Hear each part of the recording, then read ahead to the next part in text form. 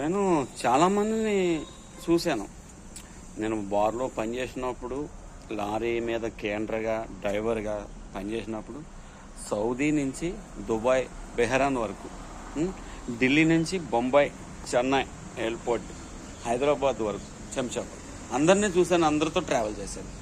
ఏం మనిషి ఎలా ఉంటాడు, ఏం మనిషితో ఎలా ఉంటే మోసం జరుగుతుంది, మోసం జరగదు అంటే నెల్లూరు కాడ్నుంచి గుంటూరు రైల్వే స్టేషన్ టీఎంఎన్ ప్లాస్కో కాడ్నుంచి, వ్యవసాయం పని కాడ్నుంచి, రైస్ మిల్ కాడ్నుంచి మొత్తం అన్నిట్లో ఆటతీరినవాడిని. చదువు లేకపోయినా సంస్కారం ఉన్నవాడిని.